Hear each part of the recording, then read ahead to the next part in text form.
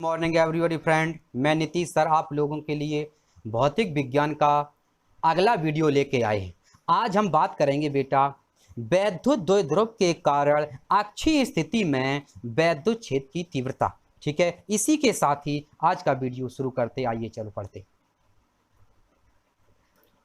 आज हम बात करते हैं वैद्युत द्विध्रुव के कारण अक्षीय स्थिति में वैद्युत क्षेत्र की तीव्रता। किसकी? वैद्युत क्षेत्र की तीव्रता। यहां से मेरी एक छोटी सी बात समझ लो। कौन सी? देखो, जैसे बेटा बात कर रहे थे अक्षीय वैद्युत क्षेत्र की तीव्रता की बात कर रहे थे, तो अभी तक आपने जैसे बेटा विभव पढ़ा है, कोई चीज पढ़ी है, विभव पढ़ा है और तीव्रता पढ़ी है। जैसे मान लो वैद्युत द्विध्रुव ऐसे रखा जाए, ठीक, तो अगर हम इस वैद्युत द्विध्रुव के इधर, अगर यहां तक इसके इधर सीध में इधर कोई अगर मान निकालें तो अक्षीय होगा, और अगर इसके ऊपर की तरफ कोई चीज निकालें तो वो निरक्षीय होगा। ठीक है, छोटी सी बात थी। यानी हम कह सकते हैं कि इस टॉपिक में आपको दो डेरिवेशन करने होंगे। जैसे तीव्रता अगर निकालेंगे तो आपको दो डेरिवेशन निकलेंगे, एक अक्षीय स्थिति में तीव्रता और एक निरक्षीय स्थिति में तीव्रता। अगर हम विभव निकालेंगे तो भी दो निकालेंगे, एक अक्षीय स्थिति में विभव और एक निरक्षीय स्थिति में विभव। ये किसकी बात कर रहे हैं? ये हम बात कर रहे हैं वैद्युत द्विध्रुव। वैद्युत द्विध्रुव के दो डेरिवेशन करेंगे, तीव्रता के भी दो और विभव के भी दो। तो आज हम तीव्रता की शुरुआत कर रहे हैं। ठीक, आइए चलते। तो आज हम बात कर रहे हैं कि वैद्युत द्विध्रुव के कारण अक्षीय स्थिति में वैद्युत क्षेत्र की तीव्रता। किसकी? अक्षीय स्थिति में वैद्युत क्षेत्र की तीव्रता। ठीक है, देखो ए भी आपका एक वैद्युत द्विध्रुव है, सब पता है बेटा, हम पढ़ा चुके, ज्यादा नहीं बताने। ए भी आपका एक वैद्युत द्विध्रुव है जिसके बिंदु ए पर है माइनस क्यू आवेश और बिंदु बी पर है प्लस क्यू आवेश। इस वैद्युत द्विध्रुव की अल्प लंबाई कितनी दी है? इस वैद्युत द्विध्रुव की अल्प लंबाई हमें कितनी दी है? 2l। वैद्युत द्विध्रुव का मध्य बिंदु कितना दिया है? l। इसके ए बिंदु पर कितना है? माइनस क्यू आवेश और बी बिंदु पर कितना है? प्लस क्यू आवेश। यहां तक कोई प्रॉब्लम? पहले ही बताओ, यहां तक तो कोई प्रॉब्लम नहीं होगी आपको। ठीक, आगे चलते हैं। नॉर्मल सी बात थी, पढ़ रखा आप लोगों ने, सभी लोगों ने। अब हम बात करते आगे।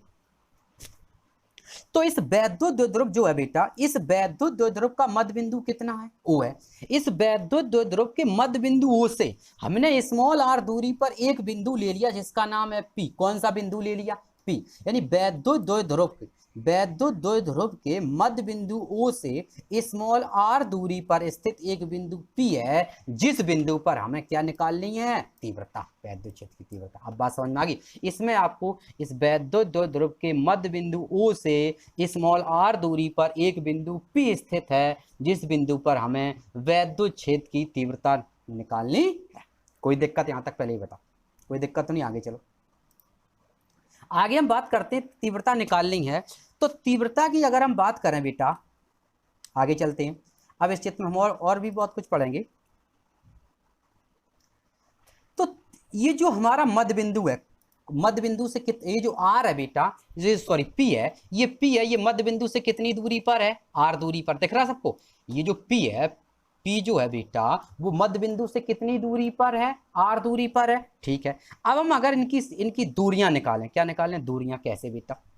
अगर हम बात करें ये जो P बिंदु है, ये P बिंदु है, यदि हम बात करें ये B बिंदु से यानी प्लस की आवेश से कितनी दूरी पर होगा? तो याद है बेटा, इस P से O के बीच की दूरी R, P से प्लस की यानी B के बीच की दूरी सिर्फ कितनी है? हमें निकालनी है।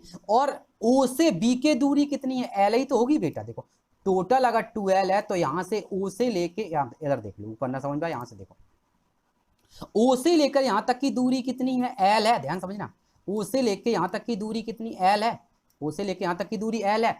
अगर हमें बेटा ओ से लेकर पी के बीच की दूरी निकालनी है तो हम क्या करें? इस आर में से एल को क्या कर देंगे? आर में से एल को घटा देंगे। आर में से जब एल को घटा देंगे तो आंसर आ जाएगा आर माइनस एल। कोई दिक्कत यहां तक? बात समझ में आ गई? मेरे कहने का मतलब था कि बी और पी के बीच की दूरी हो गई आर माइनस एल, हो गई आर माइनस एल होगी। आगे चलते हैं, आगे जब चलते हैं। अगर हम बात करें बेटा इसकी, यहां से निकालो। अब देखो, अगर हम बात करें जो P बिंदु इस माइनस क्यू से कितनी दूरी पर होगा, तो सिंपल सी बात है बेटा, O से P के बीच की दूरी कितनी है? R। O से लेके L के, O से लेके इस O के, सॉरी A से लेके O के बीच की दूरी कितनी है? L। इन दोनों के बीच की दूरी बेटा एल ही तो है। तो अगर हमारे इनके बीच की दूरी एल है तो ओ से लेके पी के बीच की दूरी निकालें तो दोनों को जोड़ दो आर प्लस एल, तो इसके बीच की दूरी आ गई आर प्लस एल। यहाँ तक कोई प्रॉब्लम, पहले ही बताओ यहाँ तक कोई प्रॉब्लम, तो इसको याद रखना, अभी बीच काम आएगा। ठीक है बेटा, तो ओ से यानी माइनस क्यू, आप माइनस क्यू जो है, माइनस क्यू जो है आपका बेटा है वो पी से कितनी दूरी पर है, आर प्लस एल दूरी पर है, और जो प्लस क्यू है वो पी से कितनी दूरी पर है, आर माइनस एल दूरी पर है। ठीक है, ओके। अब बात आती बेटा इनके दो मान होंगे जैसे, तो जो प्लस क्यू है, सुनना प्लस क्यू है, प्लस क्यू इसके कारण इस पी पर तीव्रता होगी, वो किस में होगी, डायरेक्शन देख लो। प्लस क्यू आवेश के कारण बिंदु पी पर जो तीव्रता होगी, बिंदु पी पर जो तीव्रता की डायरेक्शन होगी वो होगी E1, और E1 किधर लगेगी, प्लस क्यू की विपरीत दिशा में। किधर लगेगी बेटा, प्लस क्यू की विपरीत दिशा में। और जो माइनस क्यू है, यानी माइनस क्यू के कारण जो तीव्रता होगी, माइनस क्यू के कारण जो आपकी तीव्रता होगी वो लगेगी बिंदु पी की, सॉरी बिंदु माइनस क्यू आवेश की दिशा में, यानी E2 लगेगा माइनस क्यू की तरफ और E1 लगेगा प्लस क्यू की विपरीत दिशा। बिल्कुल बात क्लियर इतनी हो गई। यानी पी पर दो तीव्रताएं काम करेंगी, यानी बिंदु पी पर कौन कौन सी तीव्रता काम करेगी, एक करेगी E1 और एक करेगी E2। यहां तक कोई दिक्कत, ये बताओ यहां तक कोई दिक्कत तो नहीं, ठीक कोई दिक्कत नहीं। आगे चलें, डेरिवेशन चले, चित्र समझ में आ गया हो तो डेरिवेशन समझ में आ गया क्लियर एकदम।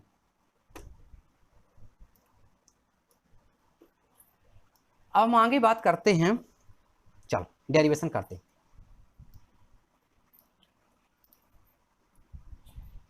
तो हमें पता है, क्या बताया हमने, प्लस क्यू आवेश के कारण बिंदु P पर वैद्युत क्षेत्र की तीव्रता। अभी हाल हमने बताया था बेटा माइनस क्यू जो था, फिर देख लो एक बार, हमने क्या बताया था बेटा कि जो प्लस क्यू है, प्लस क्यू जो आपका है वो बिंदु P से कितनी दूरी पर है, वो आपका कितनी दूरी पर था, आर माइनस एल दूरी पर था।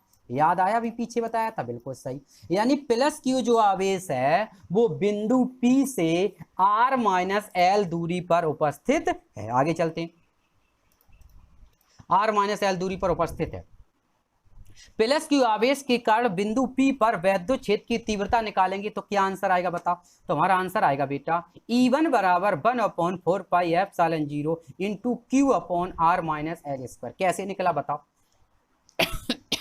ये आपको याद होगा बेटा, जब हमने आपको तीव्रता का डेरिवेशन कराया था, याद है हमने क्या बताया था, E बराबर, ऐसे देखो, E बराबर 1/4 pi epsilon, sorry 1/4 pi epsilon 0, 1/4 pi epsilon 0 बताया था, ठीक। और यहां पर हमने बताया था into q upon r square बताया था, जब वैद्युत क्षेत्र की तीव्रता का डेरिवेशन किया था, बताया था, हाँ ओके याद होगा सबको, बताया था। अब अगर हम बात करते हैं बेटा, ये बताया था हमने डेरिवेशन, तो इसी प्रकार हमने यहाँ को 1/4 पाई रख दिया, सेम टू सेम रख दिया बेटा, क्यू की जगह क्यू रख दिया, लेकिन बीच की दूरी आर नहीं है। हमने बताया प्लस क्यू आवेश जो है बेटा वो बिंदु P से कितनी दूरी पर है, बिंदु P से कितनी दूरी पर, तो आपका आंसर होगा आर माइनस एल दूरी पर, और स्क्वायर लगा दिया, स्क्वायर लगा दिया। यहां तक बात समझ में आ गई। यानी प्लस क्यू आवेश के कारण वैद्युत क्षेत्र की तीव्रता हो जाएगी E1 बराबर 1/4 pi epsilon 0 q upon r minus l का होल वर्ग। जब बेटा प्लस क्यू के कारण आया तो माइनस क्यू के कारण भी तो आएगा, तो माइनस क्यू आवेश के कारण वैद्युत क्षेत्र की तीव्रता सेम टू सेम निकाल लो। E2 बराबर 1/4 पाई एप्सिलॉन 0 क्यू अपॉन, अब देखो प्लस क्यू था वो आर माइनस एल दूरी पर था, लेकिन जो माइनस क्यू है वो आर प्लस एल दूरी पर है। यानी प्लस क्यू जो है बेटा वो आपका आर माइनस एल दूरी पर है, और जो प्लस क्यू है माइनस क्यू है वो आपका आर प्लस एल दूरी पर है। ओके आगे चलो। अब हमें निकालनी है बिंदु P पर परिणामी, यानी बिंदु P पर दो तीव्रताएं लगती थी, उन दोनों तीव्रताओं का परिणामी वैद्युत क्षेत्र की तीव्रता, मतलब उनका कुल तीव्रता कितनी होगी, वो होगी बेटा कैपिटल E बराबर E1 माइनस E2। कैसे आया पहले बात समझ लो, देखो ऐसे, जब तक समझ में नहीं आएगा तब तक बेकार है। देखो जैसे मान लो ये एक पॉइंट है, ठीक बेटा, ये पॉइंट है, या ऐसे समझो, ये था, ये है, समझना, ऐसा बना, दिख रहा सबको, ओके दिख रहा है तो सही है, नहीं दिख रहा है तो मजाक करो, हम कहा था सही है। चलो ये इधर की ओर कोई वस्तु थी, आप इसको पुश कर धक्का लगा रहे थे, तब इसका मान था मान लो 5 न्यूटन। आप 5 न्यूटन के बल से इसमें धक्का लगा रहे थे, वस्तु इधर जा रही थी, ठीक है। दूसरा व्यक्ति आया, उसने इसी में और धक्का लगा दिया, उसने इसमें क्या कर दिया, उसने इसमें प्लस कर दिया, वो 2 न्यूटन के बल से और धक्का लगाने लगा, इसमें 2 न्यूटन के बल से धक्का लगाने लगा, नहीं लगाने लगा। अतः अब जब बेटा उसी डायरेक्शन में ये धक्का लगाएगा तो इस वस्तु पर ज्यादा बल लगेगा, अर्थात इस वस्तु पर अब बल कितना लगेगा, तो अब बल लगेगा इस पर 7 न्यूटन का लगेगा। कोई दिक्कत लगेगा क्या, नहीं क्यों लगेगा, क्योंकि एक ही दिशा में लगा रहे। अगर हम इसी का विपरीत कर दें कि एक वस्तु है, मान लो यही वस्तु है, इस पर पहले अब बल लग रहा है 5 न्यूटन का, 5 न्यूटन का बल लग रहा है, पहले ही बताओ लग रहा है, हाँ ओके। जब इस पर 5 न्यूटन का बल लग रहा है तो इस अब एक दूसरा व्यक्ति आया बेटा, उसने क्या किया, इस वस्तु के कोई थोड़ा वैसा था मोटी दिमाग वाला, ठीक है, मोटे दिमाग वाला, वो आया, वो इस वस्तु की विपरीत दिशा में बल लगाने लगा, कितने का, 2 न्यूटन का। जैसे किसी चीज को उठाने के लिए बोलाया, एक आदमी इधर क्यों ले जा रहा, दूसरा आदमी इधर खींच रहा। अब बताओ अब इस वस्तु पर टोटल बल कितना लगेगा, तो आपका आंसर होगा कि सर जी इस वस्तु पर बल लगेगा 3 न्यूटन का। क्यों लगेगा, क्योंकि 5 न्यूटन का लग रहा था आगे का, 2 न्यूटन का पीछे को, तो 5 - 2 = 3, तो घटाना पड़ेगा, उसका जो बल है वो माइनस हो जाएगा, बस यही इसमें तरीका था। बात सही है, यही इसका मेथड था। क्या मेथड था, क्योंकि E1 लग रहा है आगे को और E2 लग रहा है पीछे की ओर, तो इसमें जो बिंदु P पर जो परिणामी तीव्रता होगी वो होगी E1 - E2। आगे चलो, आगे हम बात करते हैं, इसी डेरिवेशन को आगे हम ले जाते हैं। तो E = 1/4πε0। देखो हमने क्या किया बेटा, E1 और E2, E1 का मान पीछे से निकाला रख दिया, E2 का मान पीछे हम निकाल चुके बेटा, वो हमने यहाँ रख दिया। तो E1 देखो हमने क्या किया बेटा, E1 और E2 दोनों के मान उठा के इसमें रख दिया, आपका ये बन गया, ये दोनों के मान रख दिए। जब ये बन गया तो आगे हम चलते हैं। अब हमारा क्या आता है, हमारा यहाँ से बन गया बेटा, क्या आपको दिख रहा होगा, दोनों में से हमने सबसे पहले तो कॉमन ले लिया 1/4πε0। देखो कॉमन ले लिया 1/4πε/Q, और दोनों में Q था, दोनों में Q है और Q भी कॉमन ले लिया। यानी मेरे कहने का मतलब था 1/4πε0 हमने कॉमन ले लिया, तो हमारा अंदर बच गया 1/r - l का होल वर्ग प्लस 1/r+l का होल वर्ग। बात क्लियर, आगे चलो। आगे हम बात करते हैं, जब ये कॉमन ले लिया बेटा, हमने कॉमन ले लिया तो इसका लासा भी लेना पड़ेगा। कॉमन लेने को अब हमने इनका ले लिया लासा, क्या कर लिया, लासा जब ले लिया बेटा, तो पीछे हमने बताया था क्या था कि जब ले लेंगे बेटा तो ऊपर नीचे ऐसे करके कैंची गुणा करेंगे। तो देखो इधर जो निगेटिव, इधर प्लस वाले गुणा इसमें किया तो ये देखो आ गया, प्लस वाला ऊपर पहुंच गया, निगेटिव वाला यहाँ पहुंच के बीच में माइनस का चिन्ह आ गया, ठीक। अब देखो ये नीचे क्या हुआ, देखो एक बार लिखा था बेटा r+l का होल वर्ग और एक बार लिखा था r - l का होल वर्ग, तो दोनों का जो होल वर्ग था उस होल वर्ग को हमने ले लिया कॉमन, यहाँ से कॉमन ले लिया। इसके बाद जो दो जगह लिखा था यानी r+l × r - l, दोनों में लगा दिया वर्गांतर नियम, याद आया, यानी एक बार जुड़े और एक बार घटे, वर्गांतर नियम लगेगा, यानी एक बन गया r² - l² का होल स्क्वायर। सही है, आगे हम बात करते हैं, तो आगे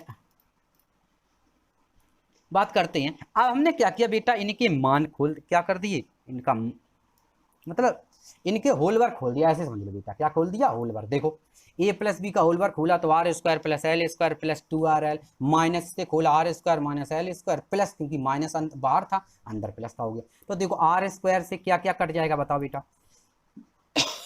r² l² कैंसिल, कोई दिक्कत पहले ही बताओ, यानी मेरे कहने का मतलब r² से r² कैंसिल, l² से l² कैंसिल, नहीं आया कलर चेंज कर लो, आप समझो, r² से r² कैंसिल, ठीक, और l² कैंसिल, हमारे पास क्या बचा, एक बचा 2rl और प्लस 2rl, दो बचे, ठीक। ये जब दो मान आपकी बचे तो आगे क्या होगा, आपका दोनों बचे, हमने लिखा इसको सेम टू सेम उतार दिया, अब 2rl + 2rl दोनों जोड़ दिया, बन गया 4rl बटे r² - l² का होल स्क्वायर, बन गया। चूंकि l बहुत छोटी राशि है, हमने क्या बताया, चूंकि l बहुत छोटी राशि, इसलिए l² को इसको समझ लो, ये बार बार आएगा और बार बार तुम परेशान होगे। देखो चूंकि l बहुत छोटी राशि है, इसलिए l² को छोड़ने पर कैसे, देखो हमेशा याद रखना बेटा, अगर आपसे कोई ये पूछता है, कभी कभी कोई लोग पूछ देते हैं, ये बहुत बढ़िया प्रश्न है, कि अगर हम किसी संख्या का क्या कर दें, वर्ग कर दें, सुनना, अगर हम किसी संख्या का वर्ग कर दें, क्या कर दें, वर्ग, अगर हम किसी संख्या का स्क्वायर करेंगे, अगर हम किसी संख्या के स्क्वायर करेंगे तो ये बताओ वो संख्या छोटी आएगी या बड़ी, तो क्या आंसर देंगे आप। तो याद रखना, जब किसी संख्या का हम वर्ग करते हैं तो वर्ग करने के बाद हमें जो संख्या प्राप्त होती है वो संख्या उस संख्या से बड़ी भी हो सकती है, उस संख्या से छोटी भी हो सकती है और उस संख्या के बराबर भी हो सकती है। इसलिए वर्ग करने पर तीनों कंडीशन बनती हैं, याद रखना, कभी ना छोटी कहना, ना बड़ी, ना बराबर। कैसे, देखो, जैसे हमने आपसे ये कहा बेटा एक का वर्ग करो, एक का वर्ग करो, तो एक का वर्ग कितना होगा बताओ, तो आपका आंसर आएगा, आप कहेंगे सर एक। तो देखो संख्या बिल्कुल बराबर है, संख्या भी एक थी, वर्ग करने के बाद मान भी एक आया, ठीक। अगर हम आपसे कहते हैं हमने ले लिया 5 और हमने आपसे कहा कि 5 का वर्ग करो, तो 5 का वर्ग करेंगे तो आपका कितना होगा 25। सुनना ध्यान से, अगर 5 का वर्ग करेंगे तो आपका कितना होगा 25। तो ये जो संख्या थी 5 आया 25, अतः ये संख्या से बड़ी संख्या आई, ठीक। तीसरी कंडीशन हम अगर ऐसे करें, हमने ले लिया बेटा 1/2, ध्यान समझना, हमने ले लिया 1/2 और इसका हमने क्या कर दिया, होल वर्ग यानी स्क्वायर कर दिया। इसका जब हमने होल वर्ग कर दिया, स्क्वायर कर दिया, तो जो आंसर निकल के आएगा वो निकल के आएगा 1/4। क्या निकल के आएगा, 1/4। फिर देख लो, 5 जो था 5 का हमने स्क्वायर कर दिया तो आंसर आया हमारा 25 और 1/2 का स्क्वायर कर दिया, आंसर आ गया 1/4। अब देखो एक का वर्ग किया, एक आया, संख्या मेरी बराबर आई, एक नियम सही हुआ। दूसरा हमने बताया कि संख्या से बड़ा भी हो सकता है, तो हमने बताया 5 का वर्ग किया 25 आया, संख्या से बड़ा आया, बात सही आई। लेकिन तीसरी कंडीशन में हमने 1/2 का होल वर्ग किया, आया 1/4। ये सबको पता होगा बेटा, 1/2 की अगर बात करें तो इसका मतलब होता है 0.5। 1/2 का मतलब क्या होता है, आधा होता है बेटा, और 1/2 का मतलब आधा होता है, और 1/4 का मतलब क्या होता है, चौथाई होता है। अब तुम ये बताओ बेटा कि आधा बड़ा होता है क्या चौथाई, तो आधा बड़ा होता है, चौथाई छोटा होता है, बस वही यहाँ आ गई।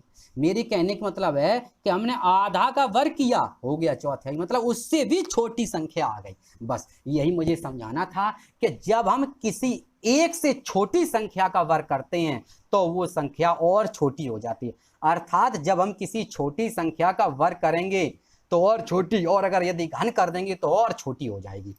बात क्लियर है। वही हम आपको यहां बता रहे थे कि एल जब बेटा ऑलरेडी छोटी राशि है, क्या बताया हमने, एल आपकी छोटी राशि, हम कह रहे चूंकि एल बहुत छोटी राशि है, जब ये बहुत छोटी राशि है बेटा, जब इसका हम स्क्वायर करेंगे तो स्क्वायर जो आएगा वो कैसा, वो और छोटा आएगा। अब छोटा छोटा बहुत, is less than, is less than, is less than, मतलब निग्लेक्ट हो जाएगा, मतलब ना के बराबर, नथिंग होगा, कोई दिक्कत यहाँ तक, ठीक। एल स्क्वायर क्या कर दें, छोड़ देंगे, तो पीछे जो हमारा, एक बार याद है कैसे, देख लो, एक बार देख लो, एल अभी हाल हमने बताया एल स्क्वायर छोटी सी, एल स्क्वायर छोड़ दो, तो यहां से हम एल स्क्वायर क्या कर देंगे, छोड़ देंगे, तो हमारा सिर्फ आर स्क्वायर बचेगा, बस यही हम बता रहे थे आपको। तो हमने जो एल स्क्वायर छोड़ दिया तो आर स्क्वायर बचा, इसका होल वर्ग बचा, ठीक। आगे चलो, अब हमने क्या किया बेटा, कुछ नहीं किया, हमने क्या किया, ये 1/4 क्यू सेम लिख दिया, 4RL सेम लिख दिया, ये जो स्क्वायर था इसका अंदर गुणा कर दिया, तो आर स्क्वायर की पावर स्क्वायर, तो अब मेरी बन गई आर स्क्वायर की पावर 4। कितनी पावर बन गई बेटा, आर स्क्वायर की कितनी पावर बन गई, आर स्क्वायर की पावर 4 बन गई। तो आर स्क्वायर की पावर आपकी 4 जब बन गई, आगे चलते हैं। अब हमने क्या किया बेटा, ऊपर 4RL था, तो कैसे, ऐसे देखो, एकदम देख लो, देखो हमने क्या किया, जब 4 बन गई तो यहां से जब आपकी 4 बन जाएंगी तो अब हमने क्या किया, इनको डिवाइड कर दो, तो कैसे, देखो एक आर ऊपर दिख रहा, आर से एक पावर कैंसिल हो जाएगी, एक आर कट जाएगा, तो नीचे पे यहाँ पावर कितनी बचेंगी, 3। जो ऊपर से एक आर हमने कैंसिल कर दिया तो पावर 3 बचेंगी, बस यही पावर है। आगे देखो, अभी हमने पीछे बताया था बेटा, जब हमने इसको क्रॉस कर दिया तो पावर आपकी कितनी बच गई, एक कम बच गई पावर, यानी पावर कितनी रह गई आपकी, 3। अब 3 पावर रह गई। अब हमने यहां से एक लाइन और चली, हमने क्या किया, ये जो 4 था इसे हमने दो जगह डिवाइड कर दिया, मतलब इसके दो फैक्टर कर दिए। 4 को हमने लिख दिया 2 × 2, और ये जो Q यहाँ लिखा था, ये Q जो यहाँ लिखा था, इस Q को उठाकर यहाँ लिख दिया, L को इसके पास में लिख दिया, मतलब इसको दो जगह हमने तोड़ दिया, ब्रेक कर दिया, डिवाइड कर दिया। एक जगह लिख दिया 2QL यानी 2LQ और इंटू 2, और बटे में क्या लिख दिया, RQ। मुझे पता है ये 2QL किसके बराबर होता है, पता है सबको। देखो ये देखो आ गया, मुझे पता है P बराबर 2QL, यानी 2QL किसके बराबर होता है, P का, सॉरी 2QL किसके बराबर होता है बेटा, P के। और याद होगा P क्या होता है, ये होता है वैद्युत द्विध्रुव आघूर्ण, याद है। तो यहाँ पर हम इसकी जगह पर, ये जो P है बेटा, इसकी जगह पर हम P पुट कर देंगे, और इसकी जगह पर जब हम P पुट कर देंगे तो हमारा जो आंसर निकल के आएगा वो निकल के आएगा बेटा ये, कि E बराबर 1/4πε0 2p/r क्यू, क्या निकल के आएगा, 1/4πε0 2p/r क्यू। यही आपका फाइनल आंसर रहा। क्या आंसर रहा बेटा, फाइनल आंसर रहा, यही रहा अक्षीय स्थिति में वैद्युत क्षेत्र की तीव्रता का व्यंजक। ओके, हाँ यहाँ पर एक चीज और याद रखना, यहाँ पर हमने बताया एक ही फॉर्मूला याद रखेंगे बस, अगर तुम्हें न्यूमेरिकल में के मिल रहा है तो यहाँ पर हम के लगा देंगे, बस बताया था, के लगा देंगे। और वायु या निर्वात के लिए के बराबर 1, वायु या निर्वात के लिए के बराबर 1 लगा देंगे, के हट जाएगा तो हमारा ही बस, के जब हट जाएगा तो हमारा इतना बन जाएगा। ठीक, याद रखना, ऐसा मत कहना कि यहाँ पर के नहीं है तो अलग फॉर्मूला, नहीं वही है, बुकों में आपका के लगा मिलेगा, हमने इसलिए नहीं बताया, हम बता चुके आपको एक बार, बार बार दुनिया को लड़ करने में टेंशन होगी, बस याद कर लो जब के है फॉर्मूला में। ठीक है, अगर किसी माध्यम की बात कर रहा है, कोई माध्यम है तो अगर वायु नहीं है तो फिर वहां पर के हमें लेना पड़ेगा। ठीक है, इसी के साथ ही आपका डेरिवेशन समाप्त होता है। ठीक है, चलो इस वीडियो को लाइक और शेयर करें, जो भी आपकी कमेंट्स हो वो कमेंट्स बॉक्स में लिख के हमें बताएं।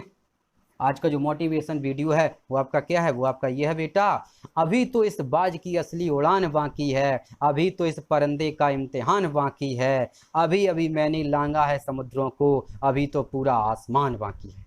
ठीक है, इसी के साथ ही मैं नीतीश सर आप लोगों से इस वीडियो के साथ ही हमारा समाप्ति की ओर बढ़ रहा है। इसी के साथ ही खुश रहें, खुशहाल रहें। Okay, good bye.